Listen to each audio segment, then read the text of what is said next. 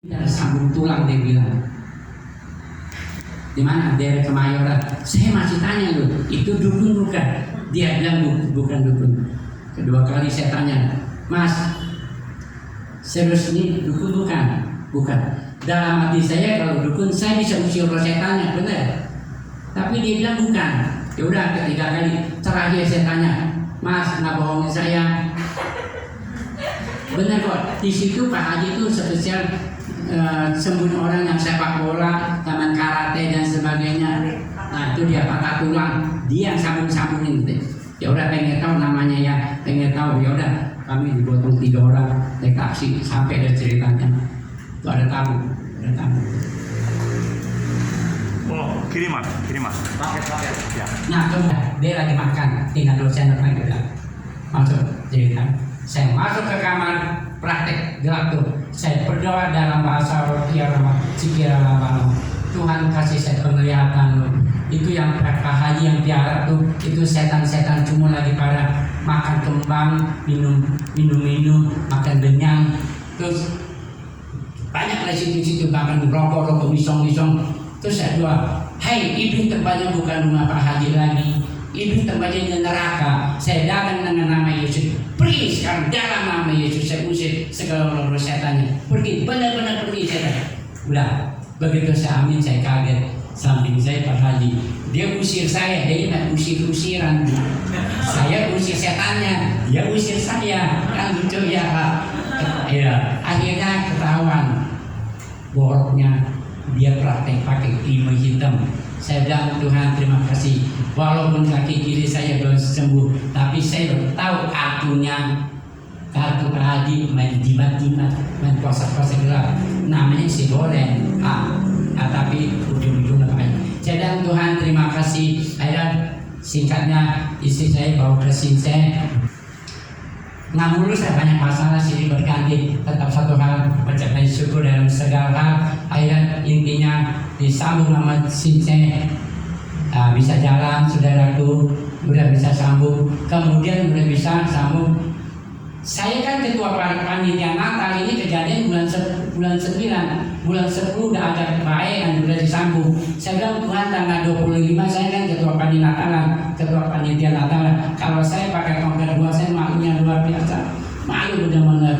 Jadi saya lagi berdoa, Tuhan kasih saya satu ayat Yohanes 5 ayat 8. Bangun bangkit dan berdirilah, saat ini engkau berjalan.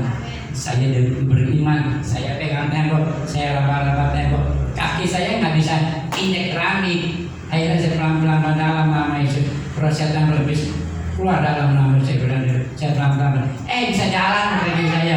Yesus itu luar biasa. Saya baru tahu Yesus itu ada benar-benar. Kalau saya nggak diluaskan nama Tuhan, kalau saya nggak bertobat, saya nggak mungkin kenal Yesus. Ya karena saya diluaskan Tuhan, saya tahu Yesus benar-benar sembuhkan penyakit saya. Saya minum racun 300 racun obat, akhirnya Tuhan bisa sembuhkan saya. Seharusnya saya udah masuk neraka, tetapi sekarang Tuhan pakai saya bagian menolong. Saya pernah layani di sini nih, pasir Kaliki. Terus ada jalan buah waktu ada ya. Saya turunin orang apalagi meninggal, seorang orang Chinese. Nah, Tuhan pakai saya untuk di situ. Saya juga pernah khotbah di situ, di samping rumah sakit apa situ? Immanuel. Saya pernah khotbah di situ. Saya bilang Tuhan terima kasih. Ini kesaksian nyata. Tuhan Yesus memberkati. Amin. Terima kasih. Ini ingin usaha.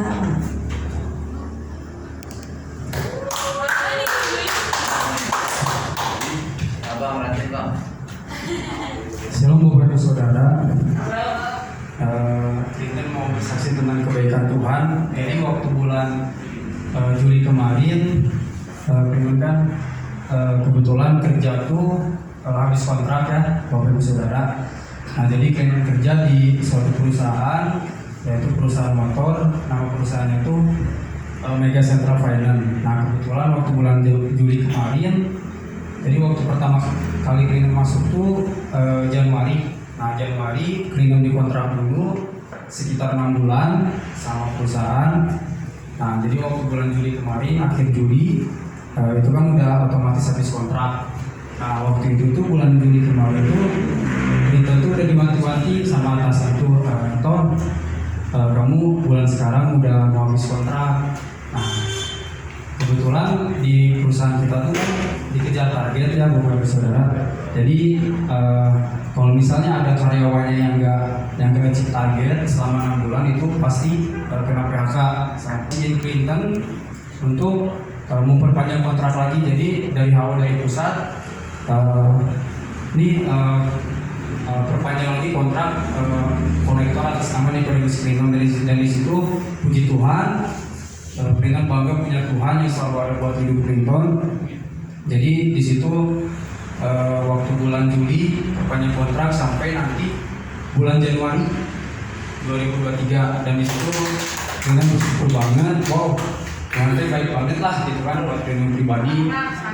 Jadi Clinton megang prinsip firman Tuhan Roma 8 ayat 28. Kita tahu bahwa Allah selalu turut bekerja di dalam segala sesuatu untuk mendatangkan kebaikan.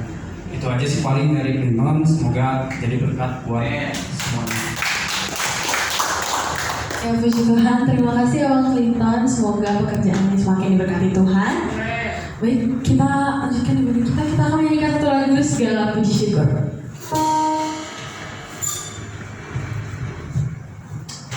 Mari kita bangkit berdiri. Kita puji Tuhan.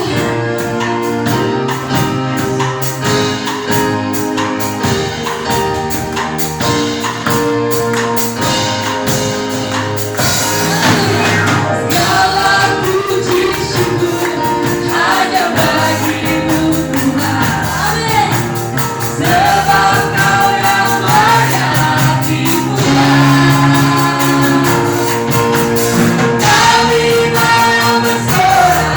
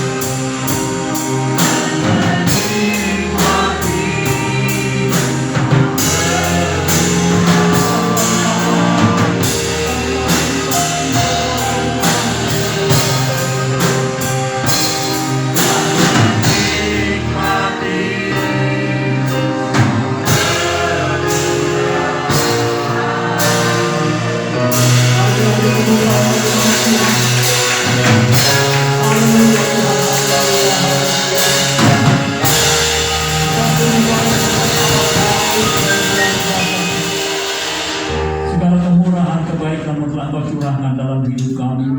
Kami bersyukur Tuhan untuk ibadah ini Tuhan, kami boleh memuji menyembah Tuhan.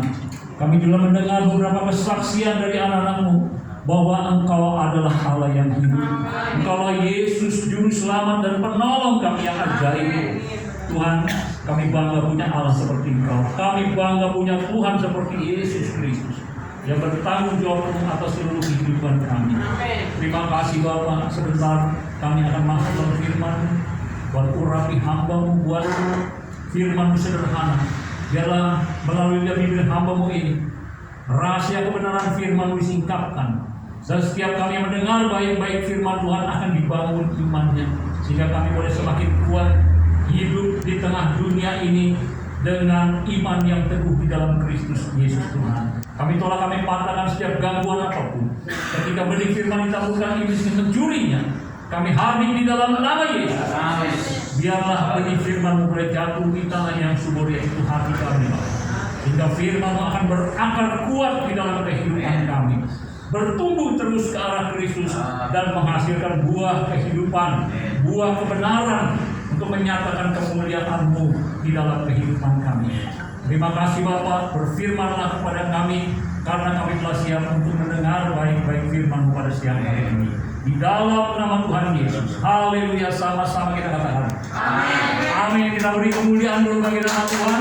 Haleluya, silakan duduk Bapak Ibu sekalian yang dikasihi Tuhan. Puji Tuhan. Hari ya, orang yang benar-benar berharap kepada Tuhan, Tuhan tidak akan pernah kecewakan. Amin. Makanya kita harus tetap setia terus di dalam Tuhan, saudara. Terlebih lagi kita berada di penghujung zaman ini. Kita hidup di zaman akhir, saudara. Dan kita udah di langkah-langkah terakhir. Makanya kita harus benar-benar siap di dalam Tuhan. Di dalam segala keadaan kita harus tetap memandang Dia.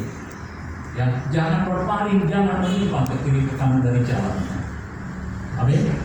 Kita masih harus menjalani hidup ini. Ya, kita tidak dapat berjalan sendiri tanpa Dia. Kita butuh Dia. Ya. Ayo kita buka firman Tuhan, saudara. Kita akan buka firman Tuhan di dalam kitab Ibrani, surat Ibrani, pasalnya yang ke-12. Kita akan baca satu perikop dan kita akan belajar dari firman Tuhan ini. Ibrani pasal 12, kita akan baca ayat 18 sampai ayat yang ke-29. 18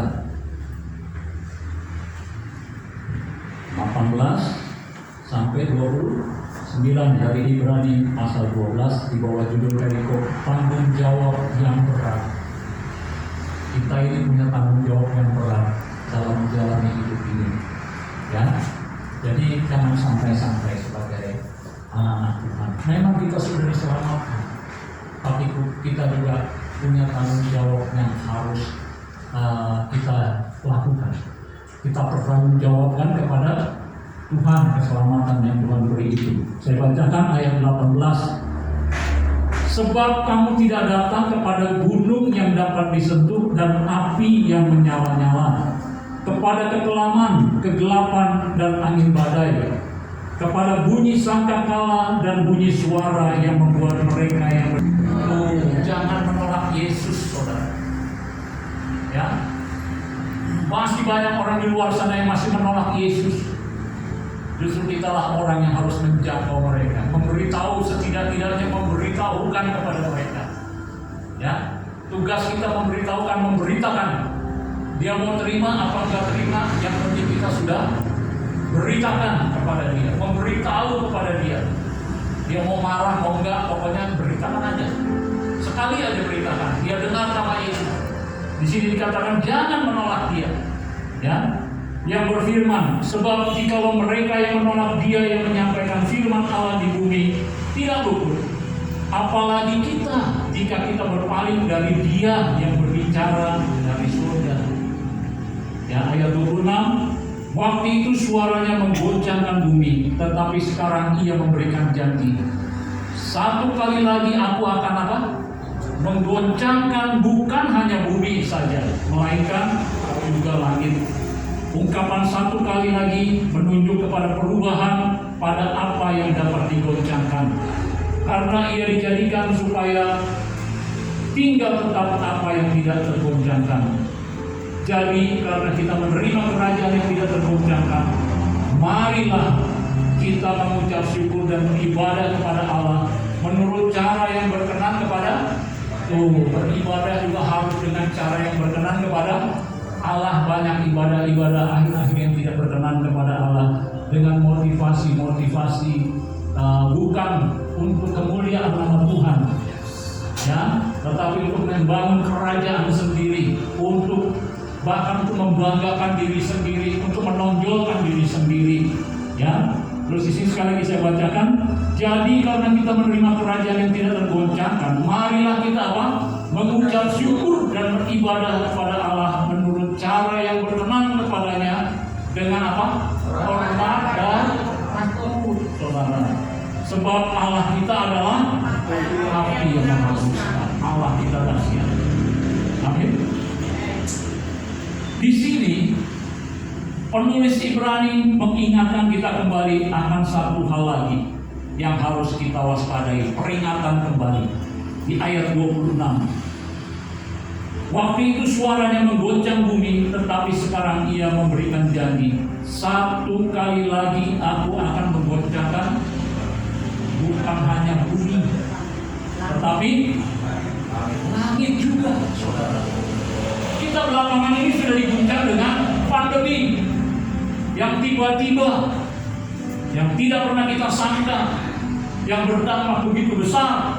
Bahkan banyak keluarga yang kehilangan anggota keluarga yang bukan hanya satu, ada yang suami istri, ada yang anak. Benar nggak, saudara? Itu aja sudah mengguncang, itu baru bumi, saudara. Jadi kita diingatkan, ini satu peringatan, ya. Kita kalau diingatkan oleh BMKG, terutama yang rumahnya di pantai itu, akan ada gelombang tinggi, badai, ya, yang berpotensi apa? Tsunami, atau akan ada gempa bumi yang berpotensi tsunami. Saudara siaga nggak? Apa santai-santai aja mau main di pantai, saudara? Pasti takut deh. Itu padahal baru perakiraan, ya, belum pasti. Tapi ini firman Tuhan pasti akan terjadi goncangan bukan hanya di bumi tapi di langit. Ngeri, saudara. Makanya tadi dikatakan rencananya supaya kita nih jangan terguncangkan ketika guncangan itu datang. Tadi ayat, coba kita baca dulu ayat 27. Ungkapan satu kali lagi menunjukkan kepada perubahan apa yang dapat diguncangkan. Akan terjadi perubahan apa yang dapat diguncangkan di bumi ini, semua bisa diguncangkan, saudara. Karena ia dijadikan supaya tinggal tetap apa yang tidak. Kita dipersiapkan Tuhan. Kita juga harus mempersiapkan diri agar ketika guncangan itu datang kita tidak terguncangkan, karena kerajaan yang tidak terguncangkan itu sudah ada di dalam kita, kerajaan Allah. Amin.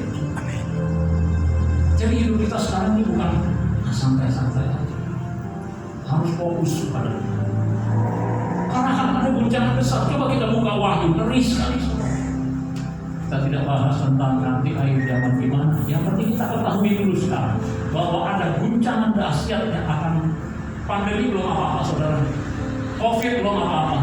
Nanti saudara lihat di sini. Coba buka Wahyu pasal 8. Ya, akan ada 7 sangkakala berbunyi. Ya, setelah meterai dikatakan sebelumnya itu dibuka. Tapi setelah itu ada 4 sangkakala. Maksud saya ada 7 sangkakala yang bunyi. Tapi kita akan lihat sangkakala ya sampai sangkakala yang ke-6 itu dahsyat.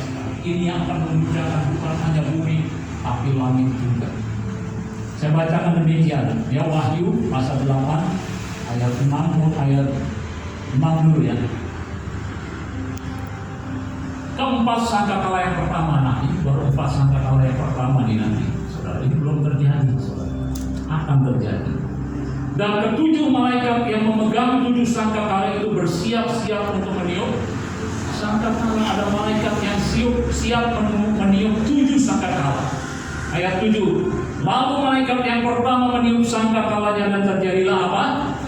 Hujan es dan api bercampur darah dan semuanya itu dilemparkan ke bumi.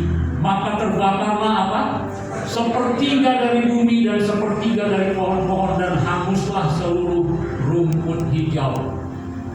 Akan ada krisis pangan, ya, semua kebun, semua hasil tanaman, hasil pertanian sebagian besar akan hancur, hangus, ya. Ada kesusahan besar akibat tantangan. Ayat 8 itu malaikat pertama, ya saudara. Lalu malaikat yang kedua meniup sangkakalanya dan ada suatu seperti apa? Gunung besar yang menyala-nyala oleh api dilemparkan ke dalam laut. Dan sepertiga dari laut itu menjadi, ya, bahkan ikan-ikan pun ada, saudara. Ya. Sambung ayat 9. Dan matilah sepertiga dari segala makhluk yang bernyawa di dalam laut, dan binasalah sepertiga dari semua kapal.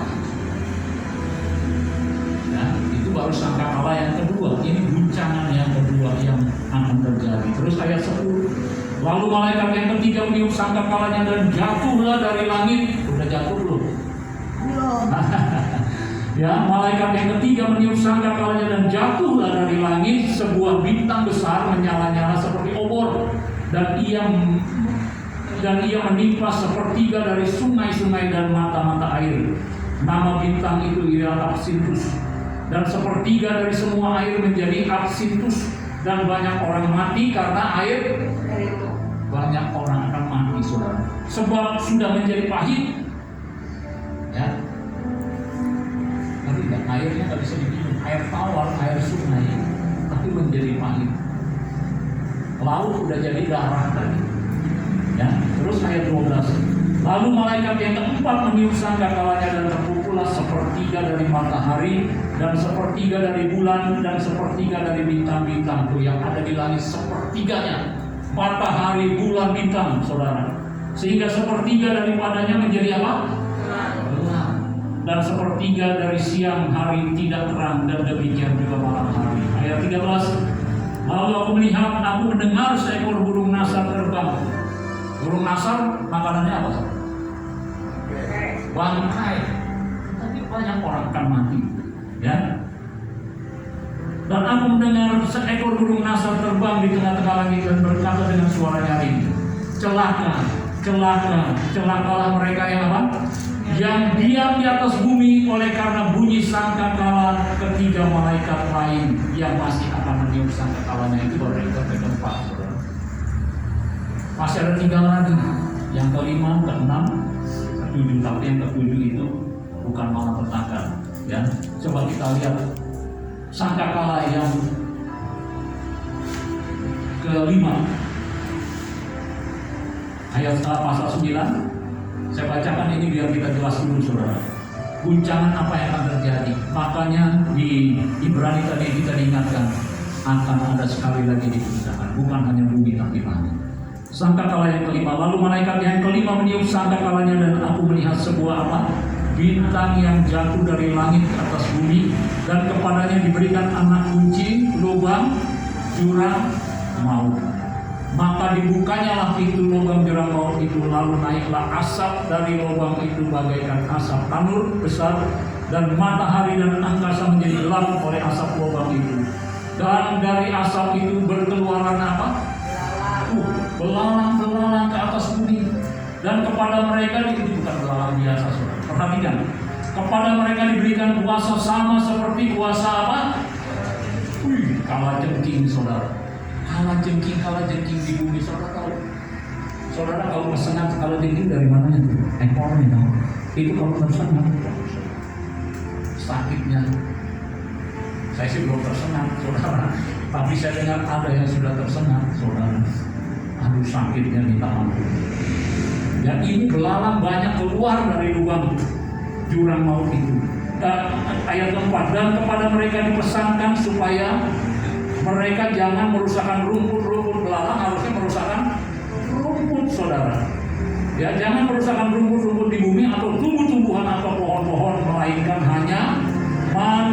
manusia yang mana?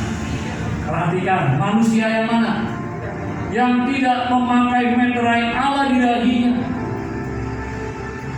Darah Kristus menjadi meterai hidup. Amin. Mereka akan mati, saudara. Akan mengalami penderitaan seperti ini, belalang yang seperti kalajengking. Ayat 5, dan mereka diperkenankan bukan untuk membunuh manusia, melainkan juga untuk menyiksa mereka. Mau mati gak mati, saudara. Perhatikan, bukan untuk membunuh manusia, melainkan hanya untuk menyiksa mereka 5 bulan lamanya, dan siksaan itu seperti siksaan kalajengking apabila ia menyengat manusia. Dan pada masa itu orang akan mencari maut. Pacar tadi mau bunuh diri, silakan tusuk, makan banyak-banyak. Enggak, saudara lempar, karena seperti sengatan kalajengking, saudara lempar tubuh saudara di atas, tambah menderita saudara. Karena firman-Nya sudah tertulis, gak akan mati, bukan untuk membunuh, tapi untuk menyiksa. Dan pada masa itu orang akan mencari maut, tetapi mereka tidak akan menemukannya. Dan mereka akan ingin mati, tetapi maut lari dari mereka. Bayangkan saudara, guncangan ini yang akan terjadi. Dan rupa belalang-belalang itu sama seperti kuda yang disiapkan untuk peperangan. Dan di atas kepala mereka ada sesuatu yang menyerupai mahkota emas. Dan muka mereka sama seperti muka manusia. Dan rambut mereka sama seperti rambut perempuan. Dan gigi mereka sama seperti gigi singa. Dan dada mereka sama seperti baju sirah. Dan bunyi sayap mereka bagaikan bunyi kereta-kereta yang ditarik banyak kuda yang sedang lari ke medan peperangan. Ayat 19. Dan ekor mereka sama seperti kalajengking, dan ada sengatnya, dan di dalam ekor mereka itu terdapat kuasa mereka untuk menyakiti manusia 5 bulan lamanya. Dan raja yang memerintah mereka ialah malaikat jurang maut. Tadi kan keluarnya dari tanah ya saudara, ya, dari jurang maut. Namanya dalam bahasa Ibrani adalah Abaddon, dan dalam bahasa Yunani adalah Apollyon. Celaka yang pertama sudah lewat. Sekarang akan menyusul 2 celaka. Sudah dahsyat tadi kan. Untuk disiksa, bukan untuk dibunuh, tapi disiksa. Mati nggak bisa. Tapi masih ada 2 lagi celaka.